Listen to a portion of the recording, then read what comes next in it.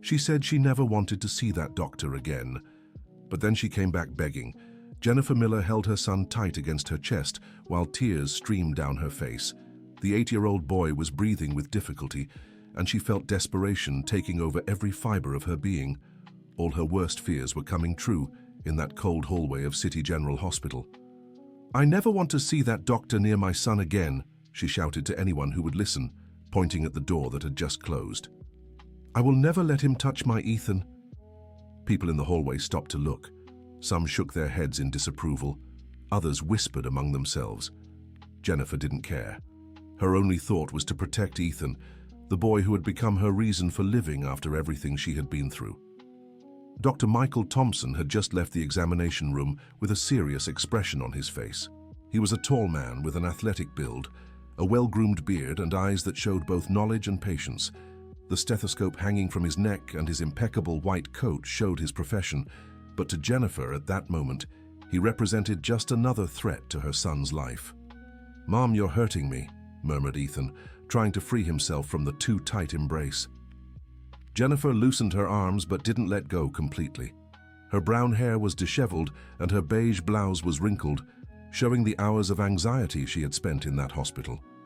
She was 36 years old, but looked older at that moment, carrying the weight of responsibilities she never imagined she would have to face alone. "I'm sorry, my love," she whispered, kissing the boy's forehead. "Let's get out of here." Ethan looked at her with his big brown eyes, so similar to hers. Even at just 8 years old, there was a premature maturity in his gaze, the result of the many hospital visits and medical appointments he had faced in recent months. "But Mom, the doctor said he needs to run some tests." "We'll find another doctor," Jennifer cut in, grabbing the purse that was thrown on the chair next to her. A real doctor. As they walked down the hallway toward the exit, Jennifer couldn't get Dr. Michael's words out of her head. He had mentioned a rare heart condition, something about Ethan's heart not pumping blood properly. The technical words swirled in her mind, but the essence of the message was clear. Her son was in danger. What bothered her most was the calmness with which the doctor had spoken. How could he be so relaxed when talking about her baby's heart? How could he suggest invasive procedures so casually? To Jennifer, that coldness was just another sign that she couldn't trust him. Dear listener, if you're enjoying the story, please take a moment to like and especially subscribe to the channel. It really helps us who are just starting out. Now continuing. In the hospital parking lot, Jennifer helped Ethan into her blue Honda Civic.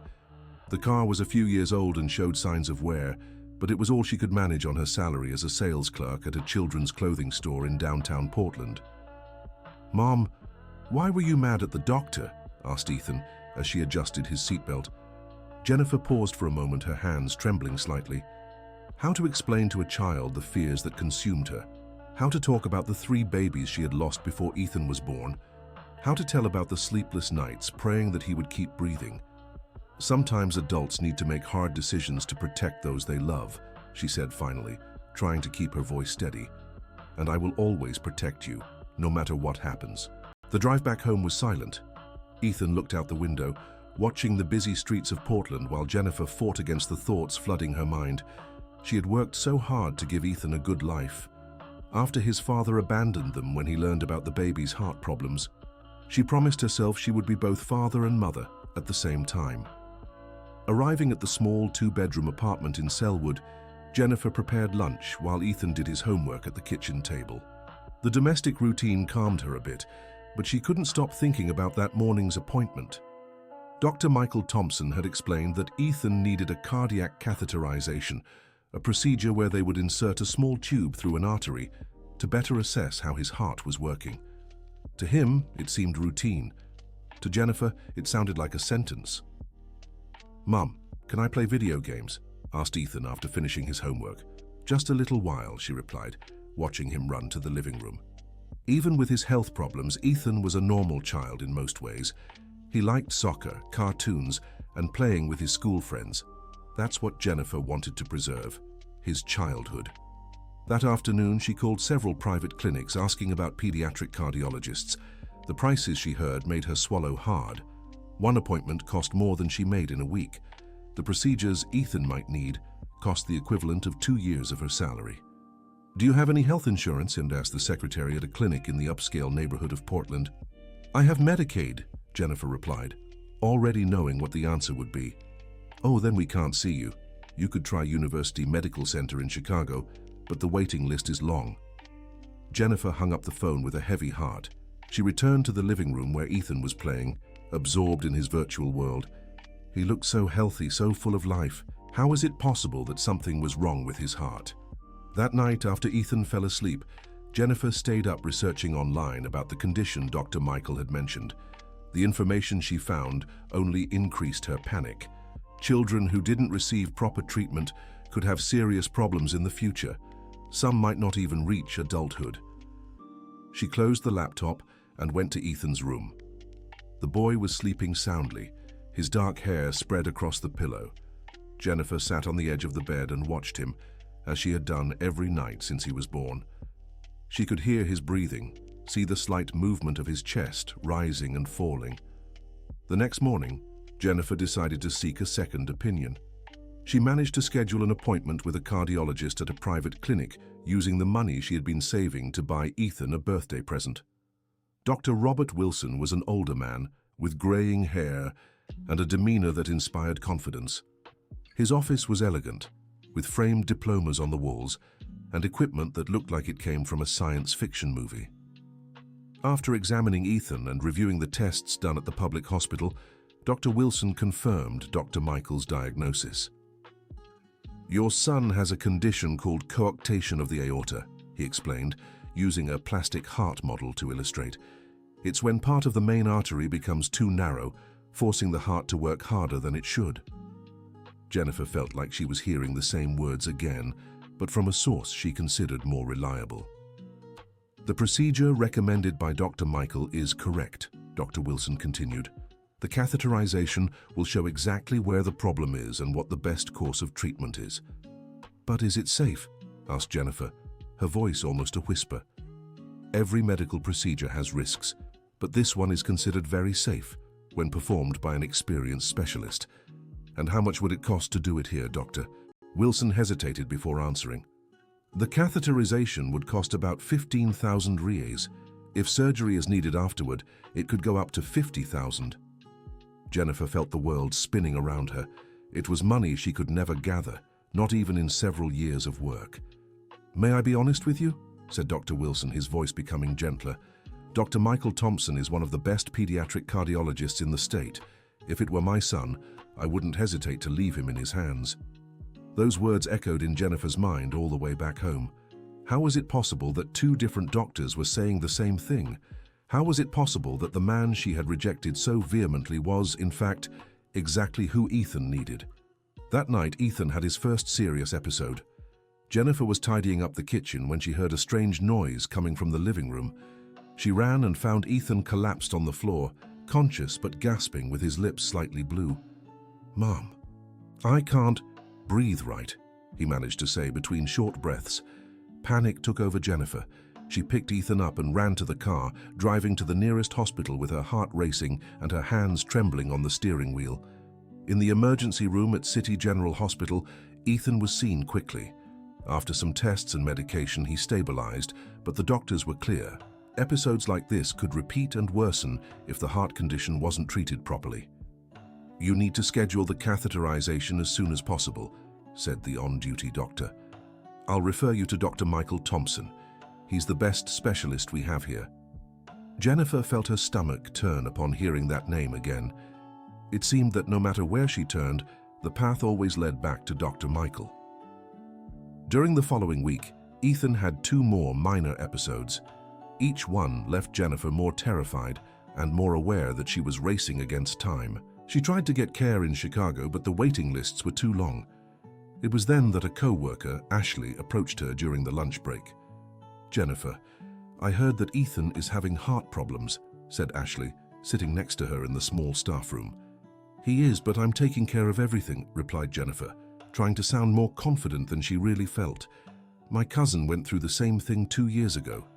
He was seen by a Dr. Michael at City General, saved the boy's life." Jennifer almost choked on the coffee she was drinking. "Dr. Michael Thompson." That's the one. Why do you know him? Jennifer hesitated before answering. I took Ethan for a consultation with him, but it didn't work out. What do you mean it didn't work out? Ashley seemed genuinely surprised. Jennifer, that doctor is an angel. My cousin was almost fainting every day, and after the procedure he did, he went back to being a normal kid. Today he's 15 and plays on the school soccer team. That night Jennifer couldn't sleep. Ashley's words echoed in her mind, mixing with the image of Ethan collapsing on the living room floor. Was she letting her pride and her fears put her son's life at risk? Dear listener, if you're enjoying the story, please take a moment to like and especially subscribe to the channel. It really helps us who are just starting out. Now continuing. The next morning, Jennifer made a decision that terrified and relieved her at the same time. She called City General Hospital and asked to schedule a new appointment with Dr. Michael. The receptionist informed her that he had a very busy schedule, but could fit them in late afternoon if it was urgent. It's urgent, said Jennifer, her voice almost faltering. The rest of the day passed in a haze of anxiety. Jennifer could barely concentrate at work, and when it was time to pick up Ethan from school, her hands were still trembling slightly. Are we going to the doctor again? Asked Ethan when she explained where they were going. Yes, sweetheart. This time Mummy is going to listen carefully to what he has to say. The hospital corridor seemed different this time, less haunted perhaps. Jennifer looked at the people around her, families like hers, all with their own worries and fears. For the first time she felt part of something bigger than her own pain. When they called Ethan's name, Jennifer felt her heart race. She held her son's hand firmly and walked toward the office where she had caused such a stir weeks before. Dr. Michael was standing by his desk, reviewing some papers. When he saw them enter, he looked up, and Jennifer could see a mixture of surprise and caution in his expression. Good afternoon, he said, maintaining a professional but cautious tone. How can I help you? Jennifer swallowed hard. All the words she had rehearsed on the way seemed to have vanished from her mind. Doctor, she began, her voice faltering. I would like a second chance. Dr. Michael studied her for a moment, then turned his attention to Ethan, who was watching him curiously. Hey there, champ. How are you feeling? Better, replied Ethan. But sometimes I get tired when I run a lot. I see. How about we take another look at you?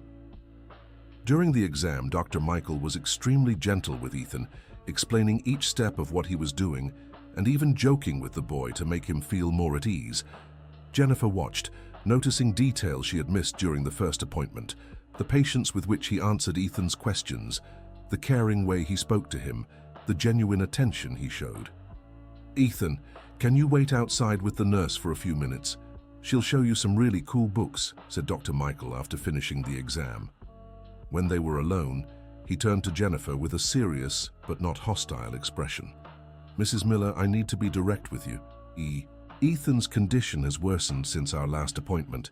Based on the symptoms he's showing, we can no longer postpone the catheterization. Jennifer nodded, feeling tears welling up in her eyes. I know. He fainted at home last week and had other minor episodes. Why did you come back? Asked Dr. Michael, his voice softer now. Jennifer took a deep breath before answering. Because I was wrong. Completely wrong. My fear blinded me and almost cost my son's health. Dr. Michael leaned against his desk, crossing his arms. Mrs. Miller, I understand your fear. I'm a parent too. I have a 5-year-old daughter, and I know how terrifying it is when we think something might happen to our children. That revelation took Jennifer by surprise. Somehow, knowing that Dr. Michael was also a parent humanized him in a way she hadn't considered before. But I need you to understand, he continued, that my only concern is Ethan's well-being. I hold no grudge over what happened last time, but I need to be sure that we can work together on his treatment. Doctor, I will do whatever it takes, said Jennifer, her voice firm now. I just want my son to get better. Dr. Michael nodded slowly. Then let's talk about the next step. He explained the catheterization procedure in detail, using simple language and patiently answering all of Jennifer's questions. This time, she truly listened to him, recognizing the competence and care behind every word. When can we do it? she asked when he finished explaining. I can schedule it for next week. It's a procedure we do right here at the hospital, and Ethan will only be admitted for 1 day for observation. Jennifer felt immense relief, but also a new kind of anxiety. Doctor, can I ask a personal question? Of course. Why did you specialize in children's hearts? Dr. Michael smiled for the first time since she had entered the office. Because I lost my younger brother when I was 12. He was the same age as Ethan and died from a heart condition that would be completely treatable today. I promised myself that no family would go through what mine did if I could prevent it. Jennifer felt tears rolling down her face. I'm so sorry. Thank you. That's what brought me to medicine, and it's what drives me every day. When they left the office, Ethan was flipping through a book about hearts with the nurse. Mom, Aunt Sarah explained how the heart works, he said excitedly. It's like a pump that sends blood all over the body. That's so cool, sweetie, replied Jennifer, running her hand through his hair. On the way home, Ethan was more talkative than he had been in weeks. I like Dr. Michael, he said. He explains things in a way I understand. I liked him too, admitted Jennifer, surprised by her own words. During the days leading up to the procedure, Jennifer found herself researching Dr. Michael online. She discovered he had graduated from UCLA with honors, had specialized in pediatric cardiology in the United Kingdom, and had returned to the United States specifically to work in the public health system. She also found several articles in local newspapers about successful surgeries he had performed, always refusing to give long interviews and directing credit to the entire medical team. The night before the catheterization, Jennifer was helping Ethan take a bath when he asked a question that caught her off guard. Mum, were you afraid of Dr. Michael before? Jennifer stopped for a moment, considering how to answer. Yes, I was. Why? Sometimes when we're very scared, we can't think straight, and Mommy was very afraid that something would happen to you. Ethan nodded as if that made perfect sense to him. But you're not afraid of him anymore? No, sweetie. Now I trust him. On the morning of the procedure, Jennifer woke up before the alarm. She had packed a small bag with some clothes and Ethan's favorite stuffed animal, a lion named Leo that he'd had since he was a baby. At the hospital, Dr. Michael greeted them personally, introducing the entire team that would participate in the procedure. Jennifer was impressed with how everyone treated Ethan, as if he were the most important patient in the world. I will take very good care of your son, Dr. Michael said to Jennifer before they took Ethan to the procedure room. I promise. The next 2 hours were the longest of Jennifer's life. She walked the halls, prayed in the hospital's small chapel, drank bad coffee in the cafeteria, and talked with other families going through the same anxiety. It was during this conversation that she met Mrs. Robinson, a 70-year-old woman who was accompanying her grandson. This is his second surgery, Mrs. Robinson shared. The first was 3 years ago, also with Dr. Michael. My grandson is a completely normal boy today. You trust him a lot, observed Jennifer. Honey, that doctor is a blessing. Did you know he treats children from low-income families for free on Saturdays? He comes to the hospital on his day off, just so no one goes without care. Jennifer didn't know that, and it made her think about how many other things she didn't know about the man she now entrusted with all her confidence. When Dr. Michael finally appeared with news, Jennifer jumped from the chair where she was sitting. How is he? She asked, almost breathless. Ethan is fine, he said, smiling. The procedure was a complete success. We found exactly what we expected and were able to fix the problem with a small balloon. He won't need surgery. Jennifer felt her legs weaken with relief.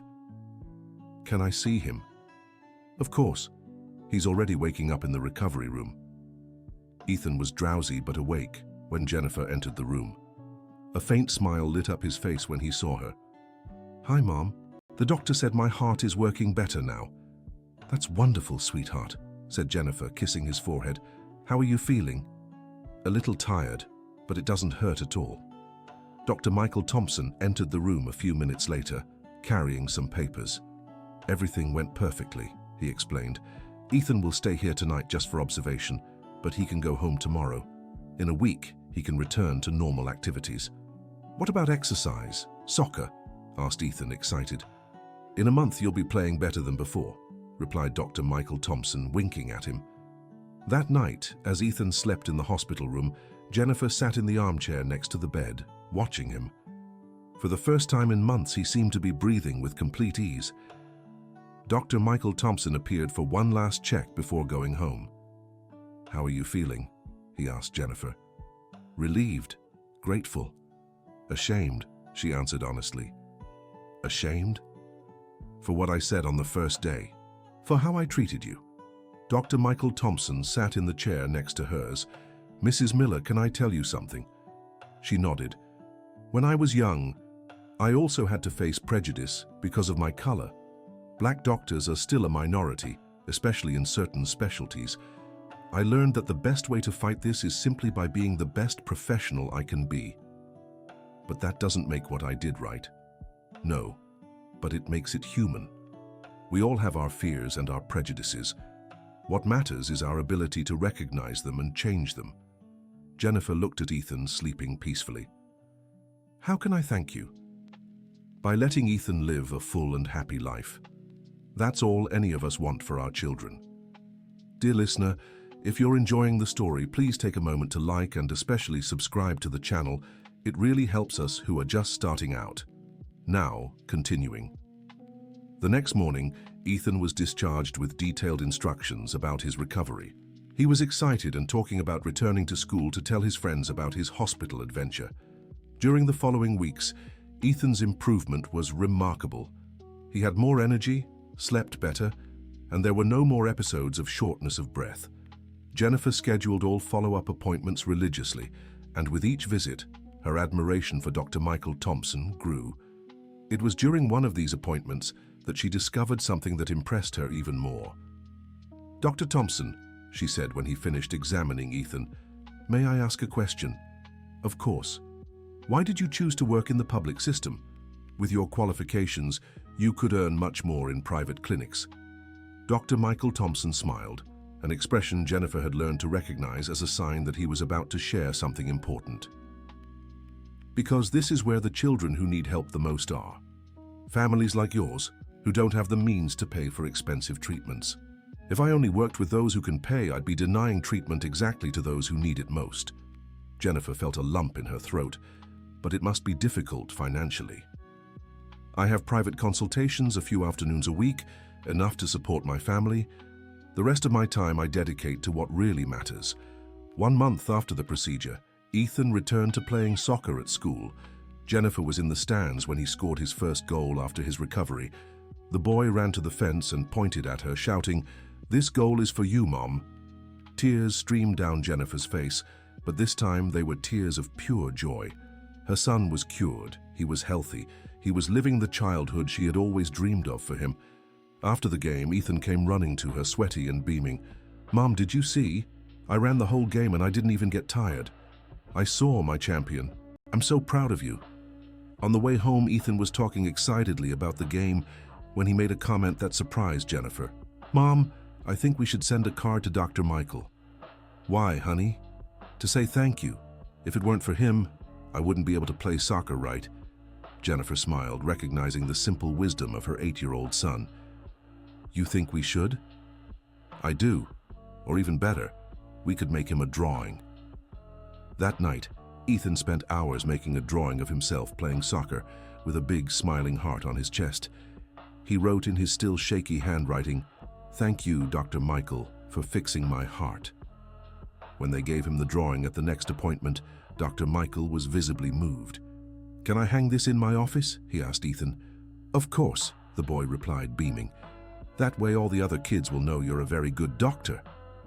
Dr. Michael looked at Jennifer over Ethan's head, and she saw tears forming in his eyes. 3 months after the procedure, Jennifer received an unexpected call from the hospital. "Mrs. Miller, this is Nurse Sarah from Dr. Michael's office." "Hello, Sarah. Is something wrong?" "No, nothing bad. Actually, Dr. Michael wanted to know if you would be interested in participating in a project he's developing." "What kind of project?" "He's creating a support group for families of children with heart problems. He thought maybe you could help other mothers who are going through what you went through." Jennifer was silent for a few seconds, processing the proposal. "I don't know if I'd be a good person for that," she said finally. I made so many mistakes at the beginning. Dr. Michael said that's exactly why you would be perfect for the role. You understand both the fear and the hope. Jennifer thought about the idea for a few days. The prospect of helping other families avoid the mistakes she had made was appealing, but it also scared her. What if she said the wrong thing? What if her experience wasn't helpful to others? It was Ethan who convinced her. "Mom, remember when you were scared of Dr. Michael and then you found out he was good?" he said during dinner. "I remember." Maybe other moms are just as scared. You could teach them not to be afraid. Her son's simple wisdom impressed her once again. "You think I should do it?" "I do. You're good at taking care of people." A week later, Jennifer was sitting in a room at the hospital with 5 other mothers, all with children who needed some kind of heart treatment. Dr. Michael had briefly presented each case and then left the room, letting them talk freely. "I don't trust this doctor," said one of the mothers, a woman named Ashley. "He's too young. How can I be sure he knows what he's doing?" Jennifer remembered her own fears and hesitations. "Can I tell you about my experience?" For the next hour, she told her whole story. The initial fear, the rejection of Dr. Michael, the search for other options, the humble return to the hospital, and finally the success of Ethan's treatment. "The most important thing I learned," she said at the end, "is that our fears can be bigger than our reason. I almost denied my son the treatment he needed because of my own prejudices." "But how do we know who to trust?" asked Sandra. "Watch how he treats his children," replied Jennifer. "See if he has patience to explain things. Do your research on him, talk to other families, but most importantly, remember that you're not alone in this." When Dr. Michael Thompson returned to the room an hour later, he found a much more united and confident group. "How did it go?" he asked Jennifer when the other mothers had left. "Eye-opening," she replied. "I realized my experience can really help other people. Would you like to keep doing this? We could meet once a month." "I'd like that very much." In the following months, the support group grew. Jennifer became a sort of unofficial coordinator, always available to talk with families going through the same process she had faced. Ethan, meanwhile, was thriving. His follow-up tests showed a perfectly functioning heart, and he had become one of the stars of the school soccer team. One Saturday afternoon, Jennifer and Ethan went to the hospital for a routine appointment. When they arrived, they were surprised to see the unusual activity in the hallways. "What's going on?" Jennifer asked the receptionist. "Today is one of the Saturdays when Dr. Michael sees underprivileged children. He does this voluntarily without charging anything." Jennifer looked around and saw dozens of families waiting, many clearly coming from poorer neighborhoods in the area. Children of all ages played in the hallways, while parents chatted in small groups. "Dr. Michael is here even though it's Saturday?" asked Ethan, amazed. "Yes, honey. He comes here on weekends to see children who can't afford private appointments." Ethan became thoughtful for a moment. "He's like a superhero, isn't he, Mom?" Jennifer smiled. "Yes, honey. A real superhero." When they entered the office for Ethan's appointment, Dr. Michael was visibly tired, but still maintained his usual positive energy. "How's our soccer player doing?" he asked, examining Ethan. "Better than ever," replied Ethan. "Doctor, Aunt Sarah out there said you come to work here on Saturdays for free." "That's true." "Why?" Dr. Michael stopped what he was doing and looked seriously at Ethan. "Because not all families have money to pay doctors, but all children deserve to be healthy." "That's really cool of you." "Thank you, champ." After they finished the appointment, Jennifer stayed in the office a few minutes longer. "Dr. Michael, may I ask a personal question?" "Of course." "How do you maintain this energy? Working all week and still coming here on Saturdays, Doctor?" Michael leaned back in his chair, seeming to really reflect on the question. "You know, Jennifer, every time I see a child like Ethan recover completely, I remember why I chose this profession. Every smile, every goal they score, every time they can run without getting tired. That's worth more than any money. But it must be hard on your family." "My wife understands. Actually, she helps me a lot. She's a nurse and sometimes comes with me on Saturdays. We want our daughter to grow up understanding the importance of helping others." Jennifer nodded, once again impressed with the integrity of the man who had saved her son. Several months later, the hospital organized an event. to celebrate the first anniversary of Dr. Michael's Volunteer Saturday program. Jennifer was invited to speak about her experience with the support group.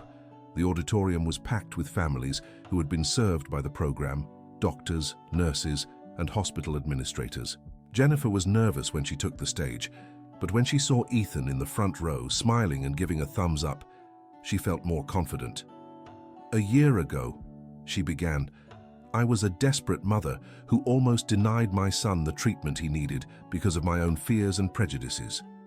She told her whole story, from the first tumultuous meeting with Dr. Michael Thompson to Ethan's full recovery. She spoke about the support group, about the families she had helped, and how the entire experience had changed her perspective on trust, prejudice, and the importance of giving second chances. "Dr. Michael Thompson didn't just save my son's life," she concluded. "He taught me that true strength comes from admitting when we're wrong and having the courage to change." The audience rose in a warm ovation. Jennifer Miller stepped down from the stage with tears in her eyes and was immediately hugged by Ethan. "You were amazing, Mom," he said. Dr. Michael Thompson approached them, clearly moved. "Thank you for sharing your story," he said. "I'm sure your words will help many other families. Thank you for giving me the chance to make a difference." The event continued with presentations from other families and announcements about the program's expansion. Dr. Michael Thompson announced that, due to its success, they had secured resources to care for even more children on weekends. Late in the afternoon, when most people had already left, Jennifer Miller found Dr. Michael Thompson organizing some papers on the stage. "Can I ask one last question?" she said. "Always. If it were your daughter in Ethan's place, and you were a desperate mother like I was, do you think you would have reacted differently?" Dr. Michael Thompson stopped what he was doing and looked her directly in the eyes. "Honestly, I probably would have reacted the same way. A mother's love can make anyone blind sometimes. The important thing is that in the end, you chose what was best for Ethan. Thank you for not giving up on us. I never give up on a child who needs help. And I never give up on the parents who are fighting to protect them, even when they make mistakes." 2 years had passed since Ethan's procedure. The boy was now 10 years old, tall for his age and full of energy. He had become captain of the school soccer team and had excellent grades. Jennifer Miller's support group had become an official part of the hospital's services, and she was now a recognized volunteer staff member. She had helped more than 50 families navigate their children's cardiac treatment process. On a Tuesday morning, Jennifer Miller received a call that left her surprised and emotional. "Jennifer, it's Dr. Michael Thompson." "Hi, doctor. Is something wrong?" "Actually, I have a proposal for you. The hospital is creating a psychosocial support program for pediatric patients' families. We would like to offer you a paid position as coordinator." Jennifer Miller was speechless for a few seconds. "But I don't have a background in psychology or social work. You have something better, real experience, and the ability to genuinely connect with other families. We could arrange additional training if you're interested." "I need to think about it." "Of course, there's no rush." That night, Jennifer Miller talked with Ethan about the proposal. "Does that mean you would work at the hospitals?" he asked. "It means I would help other families like ours, but it would be a real job, with a salary and everything." Ethan was thoughtful for a moment. "Do you like doing that?" "I like it very much." "Then I think you should accept. That way you can help even more kids." "And you, wouldn't you mind me working there?" "Why would I mind? It's where Dr. Michael Thompson saved my life. It's a special place for our family." A week later, Jennifer Miller accepted the proposal. Her first official day as coordinator of the psychosocial support program coincided with Ethan's follow-up appointment. "How does it feel working here?" asked Dr. Michael Thompson after examining Ethan. "Like I had found my place in the world," she answered honestly. "I'm happy to hear that. You have a natural gift for this." Ethan, who was tying his shoes, looked up. "Doctor, now that my mom works here, you'll see each other every day." "That's true," laughed Dr. Michael Thompson. "We'll have to get used to each other." "I think we already have," said Jennifer, smiling. In her first year as coordinator, Jennifer developed several new programs, specific groups for siblings of cardiac patients, workshops for parents on how to explain medical procedures to children, and even a mentorship program where families who had already been through the process helped families who were just starting. The program became a national reference, and Jennifer was invited to speak at medical conferences about the importance of psychosocial support in pediatric treatment. At one of these conferences, she was presenting her results when she noticed Dr. Michael Thompson in the audience, smiling proudly. After the presentation, he approached her. "Congratulations on your presentation. You're becoming an expert on the subject." "I learned from the best," she replied, "about how to treat people with dignity and compassion, regardless of how they treat us at first." "You gave the second chance, Jennifer. I just did my job." "No. You did much more than that. You showed that it's possible to forgive and still maintain your professional integrity." 3 years after that first tumultuous meeting, Jennifer looked out the window of her office at the hospital and saw Ethan playing soccer in the courtyard with other children who were hospitalized. He had become a sort of unofficial ambassador for the hospital, always willing to talk to younger children who were afraid of the procedures. Dr. Michael Thompson appeared at the office door. "May I come in?" "Always." "I have some news," he said, sitting in the chair across from her desk. "Our program has been selected to receive a national award for excellence in hospital humanization." "Really?" Jennifer almost shouted with joy. "Really? And you'll receive the award with us. Your work was fundamental to this recognition." Jennifer felt tears forming in her eyes. "I never imagined I'd come this far." "I did," said Dr. Michael Thompson. "From the day you came back to apologize, I knew you had something special." "How so?" "It takes a lot of courage to admit when we're wrong, and it takes even more courage to turn our mistakes into something positive. You did that in an extraordinary way." That evening, Jennifer told Ethan about the award. "Mom, does this mean you're famous now?" he asked, joking. "It means the work we do is important and is helping many people." "I'm proud of you," said Ethan, hugging her, "and I'm sure Dr. Michael is too." "Why do you say that?" "Because he always talks about you with a smile on his face when he examines me. I think you've become real friends." Jennifer reflected on Ethan's words. It was true that her relationship with Dr. Michael Thompson had evolved far beyond the typical doctor-patient relationship. They had become co-workers, collaborators on various projects, and yes, genuine friends. The award ceremony took place in Washington, D.C., and Jennifer was nervous when she took the stage to receive the recognition. Dr. Michael Thompson was by her side, along with other members of the hospital team. "This award," she said in her speech, "represents more than medical excellence. It represents the capacity for transformation that we all have. 4 years ago, I was a prejudiced and frightened mother who almost denied my son the best treatment available.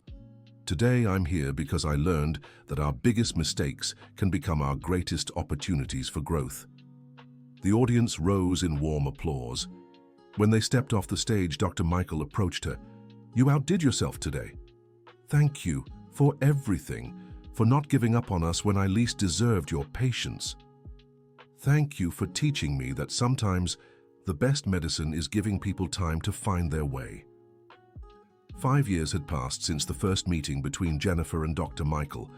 Ethan was now 13 years old, a healthy and confident teenager who rarely needed medical care beyond his annual checkups. The psychosocial support program had become a model implemented in several other hospitals across the country. Jennifer had completed a specialization in hospital psychology and was considering pursuing a master's degree in the field. One Friday afternoon, she was organizing files in her office when Dr. Michael appeared at the door. "May I steal a few minutes of your time?" "Of course. What is it?" "I received an offer to lead a new pediatric cardiology center in Chicago. It's an incredible opportunity, but it would mean leaving Portland." Jennifer felt a tightness in her chest. The idea of Dr. Michael leaving the hospital where he had built his career and where they had developed such an important partnership made her sad. "Is it an opportunity you can't refuse?" "Financially, yes, and professionally too. It would be the chance to implement our programs on a much larger scale. But it would be hard to leave all of this behind. The families, the colleagues, you."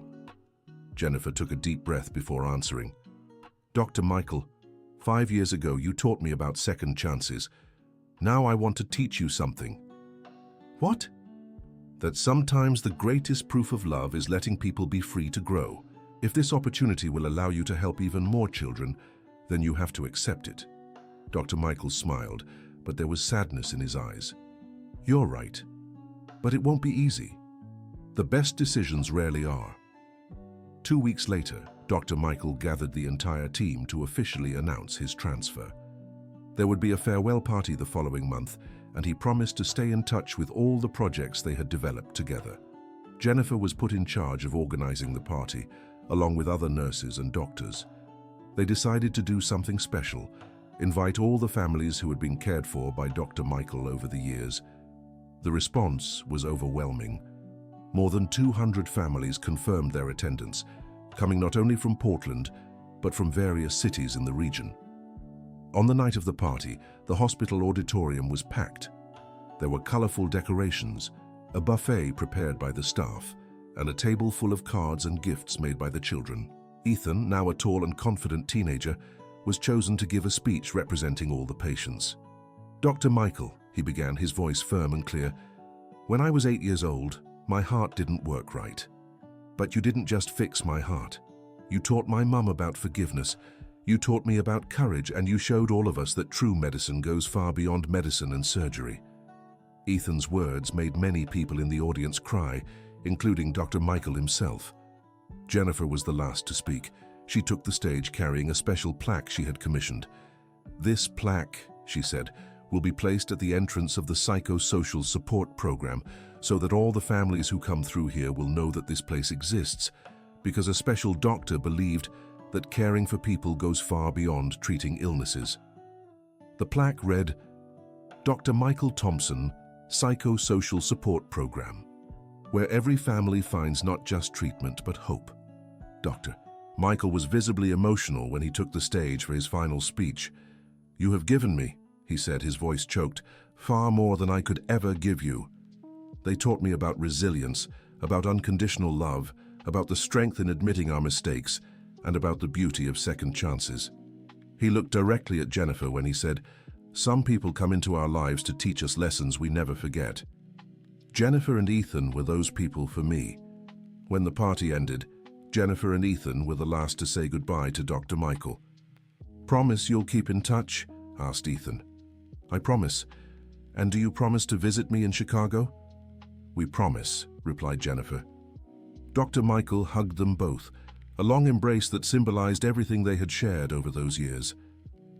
Thank you, he whispered, for teaching me that sometimes the best medical outcomes come from the worst beginnings. 1 year after Dr. Michael's departure, Jennifer had taken over the general coordination of all the hospital's humanization programs. The psychosocial support program continued to grow and had become a national reference. Ethan was in his first year of high school and had decided he wanted to study medicine. His grades were excellent, and he spent part of his free time doing volunteer work at the hospital. Mom, he said one day, after an afternoon helping in the pediatric ward, I think I want to be a pediatric cardiologist like Dr. Michael. Are you sure? I am. I want to help other children like he helped me. And I want to work in public hospitals to care for those who need it most. Jennifer smiled, seeing in her son the same determination and compassion she had learned to admire in Dr. Michael. Then let's work to make that happen. They kept in regular contact with Dr. Michael through monthly video calls. He talked about the progress in Chicago, where he had implemented an even larger program based on the model they had developed in Portland. How's Ethan? He always asked. Growing up and determined to follow in your footsteps, Jennifer replied. And you? How are you feeling with all that responsibility? Fulfilled. I've finally found my purpose. During one of these conversations, Dr. Michael made a surprising announcement. I have some news. I'm getting married next year, and I would really like you to be there. Of course we'll be there, exclaimed Jennifer. Who's the lucky woman? Dr. Elizabeth, a cardiologist I met here. Actually, she helped me a lot in implementing the programs we developed in Portland. I'm very happy for you. Thank you, you are part of my family, so your presence would mean a lot to me. The wedding took place in Chicago in an intimate but moving ceremony. Jennifer and Ethan traveled there and were impressed by what Dr. Michael had built in just 2 years. The new pediatric cardiology center was state-of-the-art, but it maintained the human warmth that characterized his work. There was an even more comprehensive psychosocial support program coordinated by Dr. Elizabeth. "You inspired all this," Dr. Michael told Jennifer during the reception. "The model we developed in Portland became the foundation for everything we do here. I'm very proud of what you've accomplished." "We've accomplished, because all this started with a second chance you gave me and that I gave you." Ethan, now 15, had a long conversation with Dr. Michael about his career plans. "I have a proposal," said Dr. Michael. "When you're in your senior year of high school, you can come spend a few weeks here with us. It would be a kind of observation internship." "Really?" Ethan's eyes lit up. "Really? I want to follow your journey and help in any way I can." Jennifer watched the conversation with emotion. Seeing the man who had saved her son's life now offering to mentor him professionally was more than she could have dreamed of. On the flight back to Portland, Ethan was excitedly talking about everything he had seen. "Mom, one day I want to build something like this too." "I'm sure you will. But first I need to finish high school, get into college, graduate. One step at a time, my love. What matters is that you already know your goal." Ethan became thoughtful for a moment. "Mom, can I ask you something?" "Always." "Do you regret how you treated Dr. Michael Thompson at first?" Jennifer thought carefully before answering.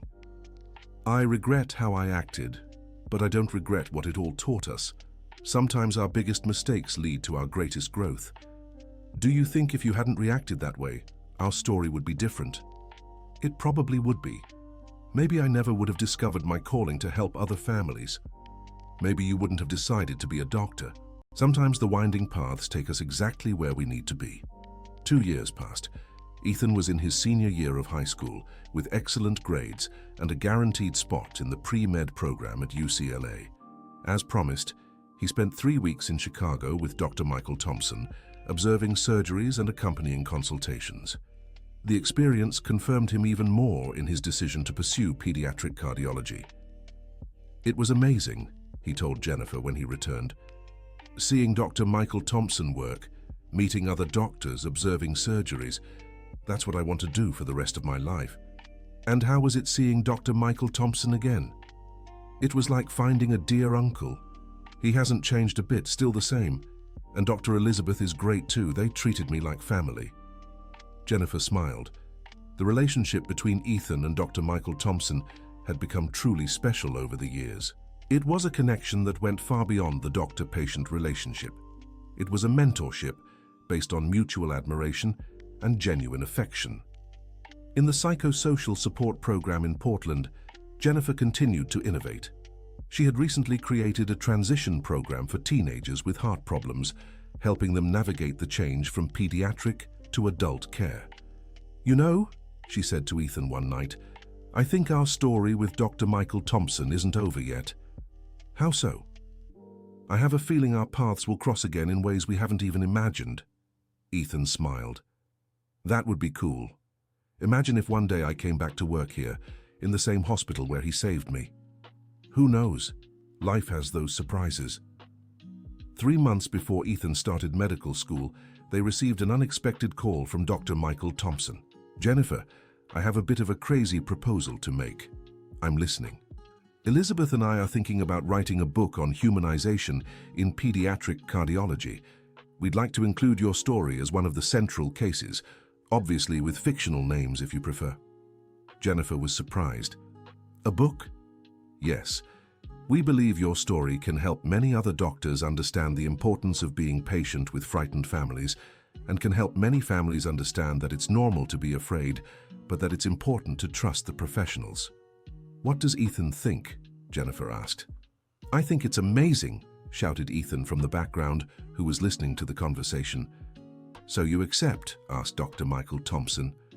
"I accept on one condition." "What?" "That part of the royalties goes to the psychosocial support program here in Portland." "I was already planning that," laughed Dr. Michael Thompson. "You know me well." The process of writing the book took almost a year.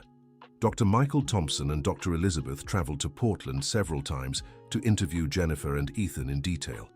They also interviewed other members of the medical team and several families who had participated in the support program. The result was a touching book that combined medical knowledge with real human stories. The story of Jennifer and Ethan occupied 3 central chapters, from their first conflicted encounter to the transformation of both over the years. Connected Hearts, Humanization in Pediatric Cardiology, was launched at a ceremony in Chicago, but Dr. Michael made sure the first official launch was in Portland, at the hospital where it all began. The auditorium was packed with families, doctors, medical students, and healthcare professionals from across the region. Ethan, now in his 2nd year of medical school, was nervous about speaking publicly about his experience. "And when I was 8 years old," he said into the microphone, "I thought doctors were people who just wanted to scare me with needles and tests. Today, I'm studying to become one of them." This transformation was only possible because I found a doctor who understood that caring for children means caring for their families too. The book became a success, being adopted in medical courses and residency programs across the country. Jennifer and Dr. Michael were invited to speak at universities and medical conferences. During one of these lectures at the UCLA School of Medicine where Ethan was studying, Jennifer was speaking to an audience of future doctors when she noticed her son in the front row, watching with pride. "The message I want to leave with you," she said, "is that you will encounter patients and families who won't trust you right away. It's not personal, it's fear, it's love, it's desperation. Be patient. Be understanding. Because sometimes the most difficult families are the ones who need you the most." After the lecture, Ethan approached her. "Mom, you were amazing." "Thank you, sweetheart. How does it feel to hear our story told to your classmates?" "Proud, and determined to be the kind of doctor Dr. Michael is." "You will be. I'm absolutely sure of that." Ethan was now in his 4th year of medical school and preparing to choose his specialty. As expected, he chose pediatric cardiology and had secured a residency position at the same hospital where Dr. Michael worked in Chicago. "It's as if everything is coming full circle," Jennifer commented when he told her the news. "That's exactly how I feel. I'm going to learn from the man who saved my life at the hospital that was built based on the program you helped create." "Does Dr. Michael know?" "I just called him. He's as excited as I am." In fact, Dr. Michael had called Jennifer shortly after, barely able to contain his emotion. "Jennifer, I can hardly believe it. Ethan is going to do his residency here with us." "How do you feel about that?" "Honored, moved, and a little nervous too." "Nervous?" "It's a big responsibility to train the doctor that 8-year-old boy has become.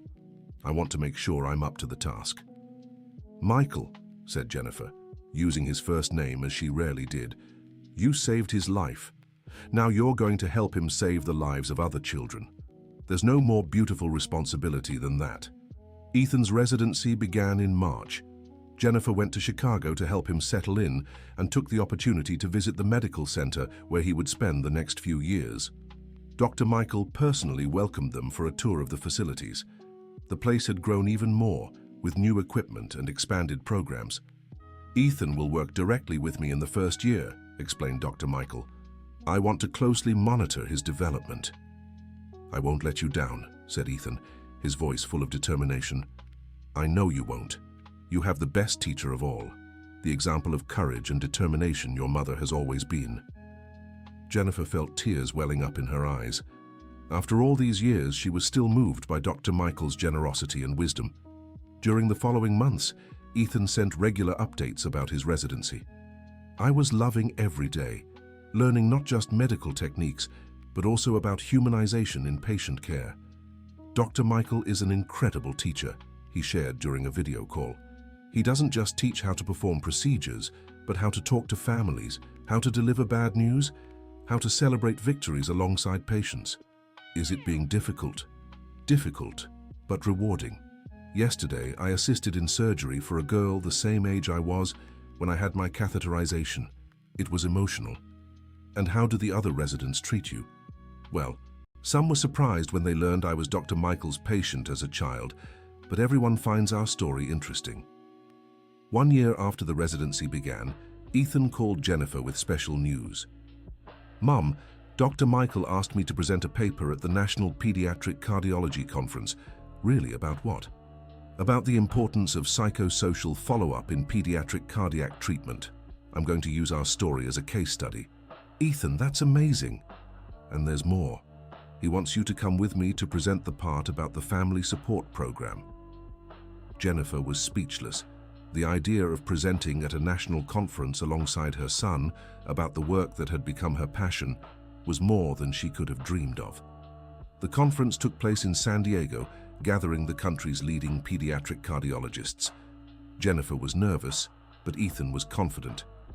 "Mum, you've spoken to doctors many times. This is no different. It's different because you're with me and because it's a national conference. Everything will be fine, trust me." The presentation was an absolute success. Ethan spoke about the medical and technical aspects, while Jennifer addressed the family perspective and the importance of emotional support. Dr. Michael, who was in the audience, couldn't hide his pride. After the presentation, he went on stage to congratulate them. "This," he told the audience, "is proof that medicine goes far beyond procedures and medications. It's about transforming lives, not just saving hearts." The audience rose in a moving ovation. Jennifer and Ethan embraced on stage, and Dr. Michael joined the hug.